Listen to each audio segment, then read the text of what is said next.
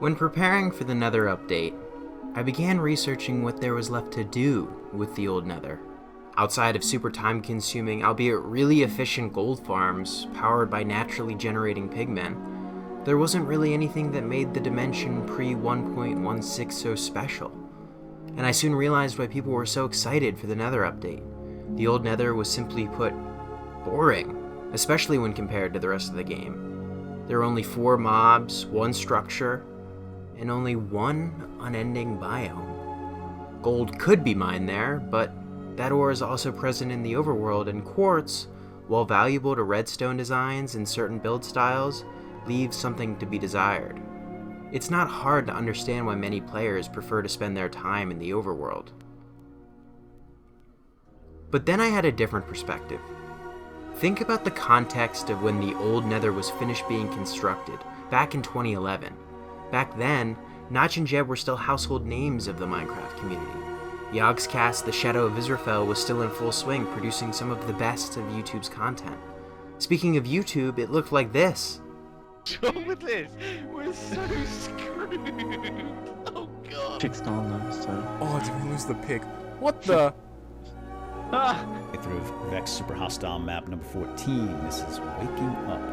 And indeed, I have just awoken. With the stuff that I've done in my videos and talk about some of the good times I've had. And hopefully this will be a nice nostalgia trip for you. Pool filled with butter. It was a golden age. Literally.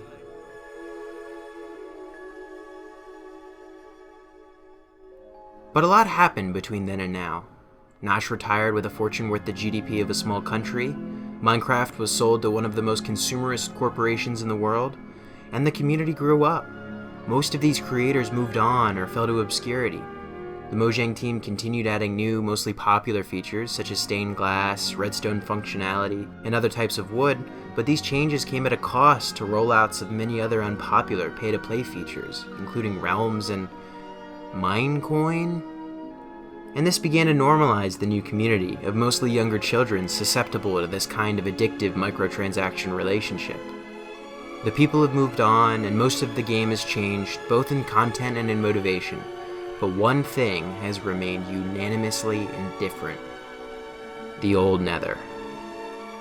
It didn't matter the game mode nor the platform, but pre-1.16, the Nether solely remained the vision of a small dev team from an indie game company based in Sweden. No updates, no changes, no influence from Microsoft, just consistent rolling caverns of Netherrack. A literal ghost in the shell. The one thing that connected the entire community of players. And with the update on the horizon, we've returned to this barren, boring land, yet I'm still overcome with emotion. I know there will still be similar terrain, and there will still be fortresses, and my survival base in the new Nether will still be a lot of fun to build. But it will be different. And with this update, we'll lose our last link to the original vision of the game, the last preserved memories of the community we once loved. Now, I'm by no means saying that I don't like the new features of 1.16. I think they're fantastic.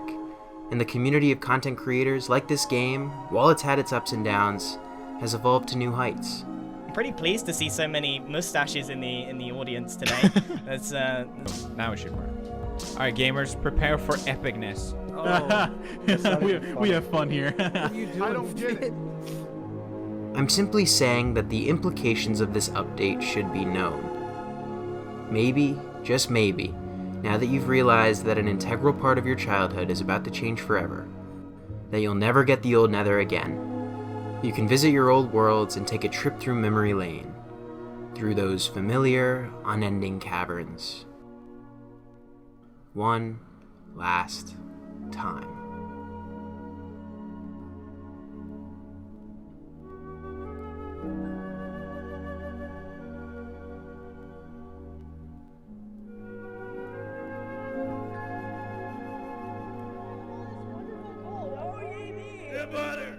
Alright, let's get started.